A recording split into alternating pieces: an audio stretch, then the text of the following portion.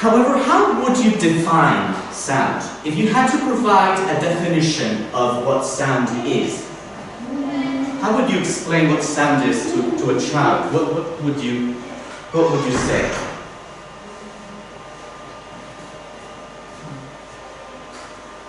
Sound is,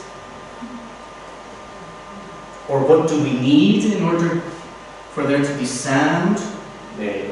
Sound is noise with an element in order. Okay, so there is some kind of order. Okay. More ideas?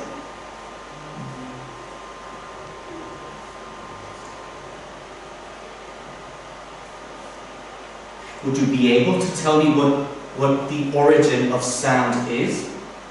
What do we need for there to be sound? Vibration. Vibrations. So we need an object to vibrate. That's the starting point of sound. Anything else?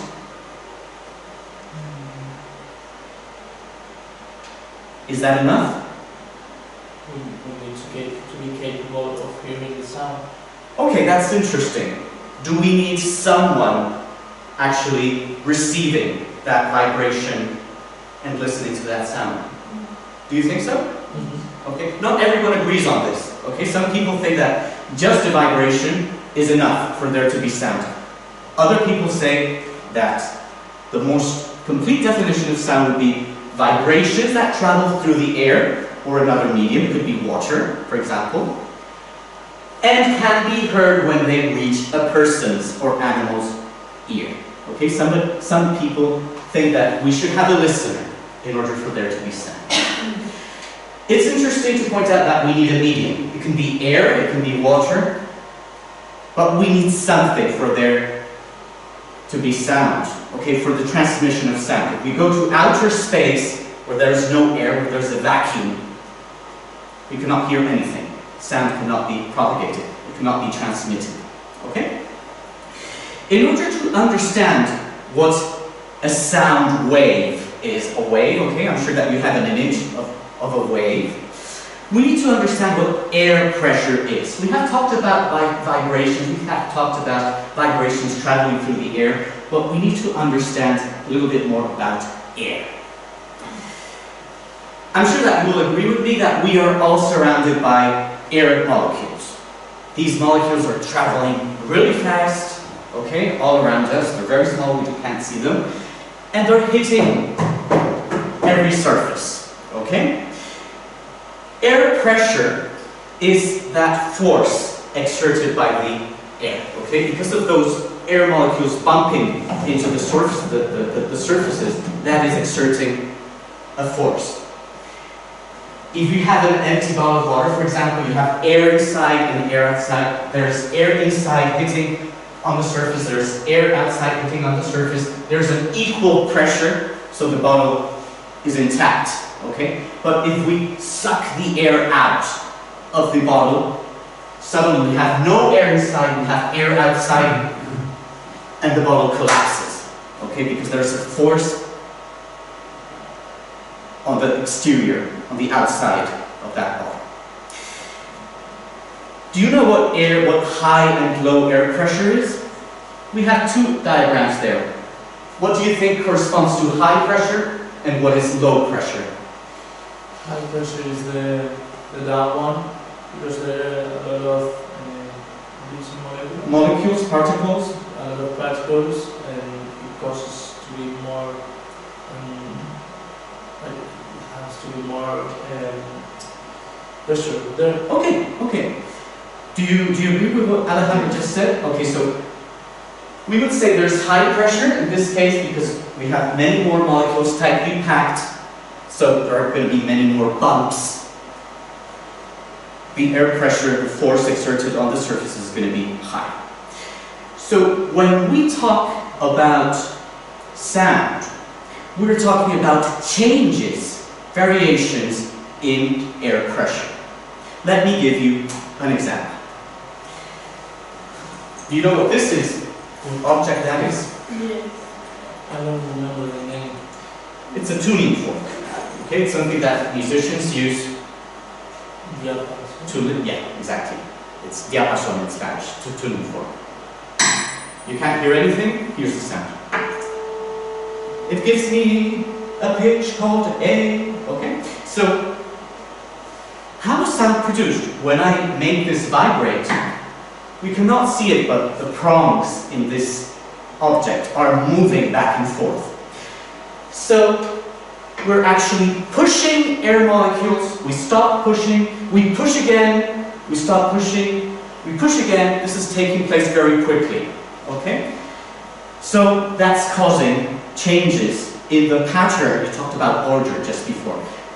It's changing the patterns of the air molecules in the air. How many vibration cycles were necessary to create that photograph?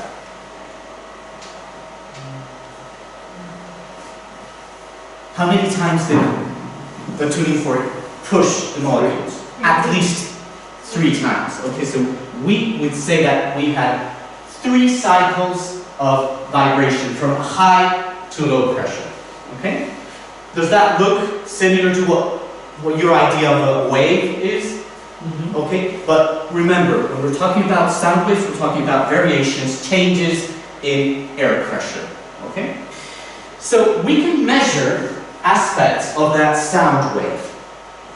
We can talk about objective aspects of the sound wave. And one of these is called amplitude. Basically, how big or how small that wave is. If the changes in pressure are very big, we would say that the wave has a big amplitude. If the changes in pressure are small, we have a smaller wave with a smaller amplitude. Now, that's an objective property of sound waves. How do we perceive a wave with a larger amplitude? We perceive a louder sound, okay? This is subjective. This is our experience of sound. A smaller amplitude, we feel it's not as loud, okay? A larger amplitude, it's a louder sound. When we measure loudness, we don't usually talk about pressure, okay? We talk about a different scale, which you might have heard about, which is the decibel scale. When we measure sound, when we measure noise, we talk about the decibel scale. So, 0 decibels doesn't mean there is no sound. It means it's the least amount of sound we need in order to detect that sound, okay? We can have negative decibels, there's still sound, but we cannot perceive it. On the other hand, we have 140 decibels, that's what we call the threshold of pain. The threshold, like the limit, the boundary. From that level onwards, it's very painful, very annoying. Okay? So the next activity I want to suggest is, you can do this in pairs. I'm giving you some possible sources of sound. We have a refrigerator, the rustling of leaves, a trombone, a normal conversation, a hairdryer, and fireworks. Any questions regarding what each of those sources is? Is it clear? Mm-hmm. So, would you be able to put these in order, from the softest sound to the loudest sound? And can you give me an estimation of the decibel levels? Take a guess, okay? Let's do this in approximately one minute in your hair.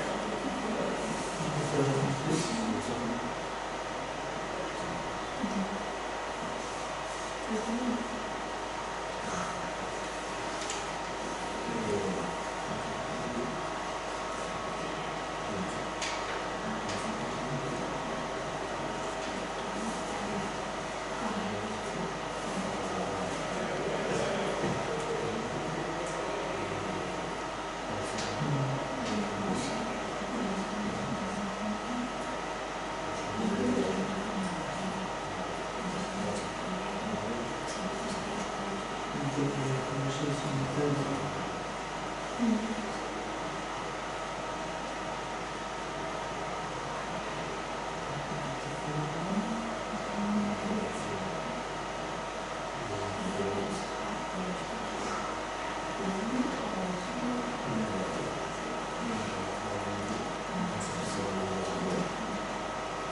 it's always going to be somewhere between 0 and 114, okay?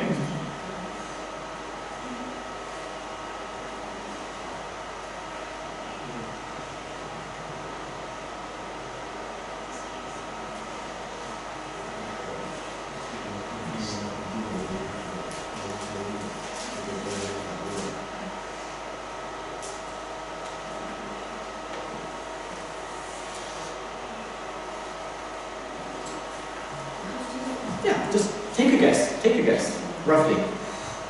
Max 140. Yeah. So it's all going to be between 0 and 114.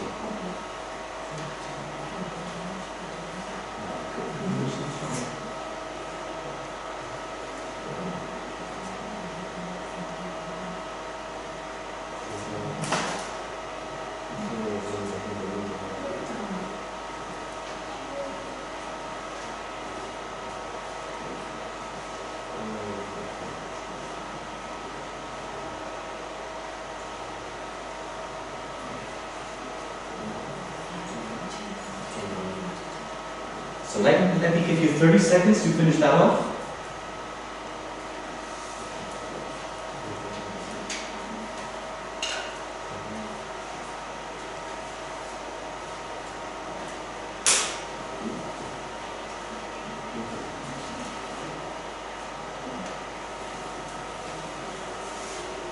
Okay, you have your guesses, right? So for example, what have you chosen as your softest sorts of sound? Rustling leaves. Rustling leaves. Do you agree with that? Yes. So yeah, we would put that on the lower side, least loud, and so we would expect that to be a small sound wave with small amplitude. Roughly how many decibels did you? 6. Did you decide 6? How about you? 50? Okay. Good. Then, after that? The refrigerator. Refrigerator? Okay. Did you agree also? Okay. Roughly how many decibels? 15. Around 15? Okay, that makes sense with your previous answer. 14. 14. Okay. Next source. Conversation. Regular conversation. Wow, well, we're agreeing so far. Okay. Roughly? 80? 30. It probably depends on who you're actually talking with, right? Good. Then after that, the loudest sources? The hairdryer. Hair dryer? Good, we agree again. 75. Around 75? 130. 120, wow, okay. And then that leaves us The trombone. trombone, roughly 80. decibels, 130. 130. Okay, we're actually talking about the trombone player right next to us, okay? And fireworks. Yes. 100. 100, 140. 140. Okay, so that's the biggest wave, the wave with the largest amplitude. Okay, the loudest sound, fireworks. Okay, so I'm happy to say that you have all ordered these sounds correctly. The estimations in this group in particular are really, really close. Okay, you started off a little bit on the downside. Okay, but basically we would have. Okay, this is statistics. Okay, every sound is different, but roughly. Rustling leaves around 20 decibels, a refrigerator 40 decibels, a moderate conversation 60 decibels, a hair dryer 90, trombone player 110, and fireworks are there. We don't want to be right next to the fireworks. That is going to be really painful. That's right there, coinciding with the threshold of pain. Is there some sound that goes higher than fireworks? Of course, I mean, you could have a bomb exploding, and that could even break your eardrum, your tympani. That doesn't only cause pain, it actually causes permanent damage in your ears. So of course, you could have louder sounds than 140, but we don't want to be next to those sounds, okay? Great. So we have talked about loudness, we have talked about amplitude. Let's talk about another parameter. This object is vibrating at a certain speed, right?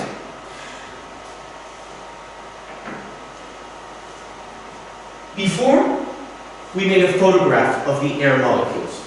Imagine yourselves recording, okay, video recording, what happens at a specific spot.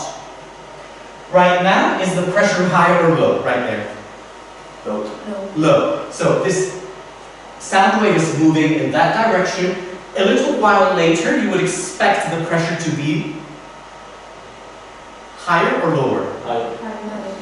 A little while later, you would expect the pressure to be higher. So if we were to observe what happens in this particular spot over time, we would have something like this. Again, this is a wave, but in this case, it's the changes of pressure over time.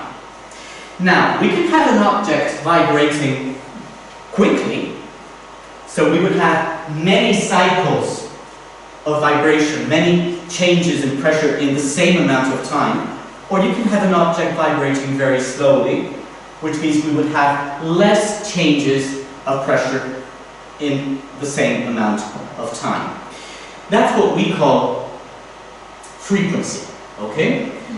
Higher frequency means faster vibrations. We have more cycles per second, or we use the unit hertz. That is objective. Again, that is something we can measure in the sound wave. The subjective property that corresponds to frequency is pitch. When we have a wave with a higher frequency, okay, an object producing vibrations at a very faster rate, we hear that as a higher pitch, okay? If we have a wave with a lower frequency, okay, there are not as many cycles per second, we perceive lower pitches. Is that clear? Mm-hmm. Okay. So, if it is clear, I'm going to give you a challenge. I'm going to give each group 4 waves, okay? And I want you to find, for example, the lowest pitched sound, the highest pitched sound, the softest sound, the loudest sound. If you find 2 waves that have the same amplitude, 2 waves that have the same frequency, okay? You can take a couple of minutes and you can answer those questions that are on the handout. And let me know if you have any questions, okay? I'll give you another set of waves right there. So take a look and see if you can find the differences in the answers to those questions.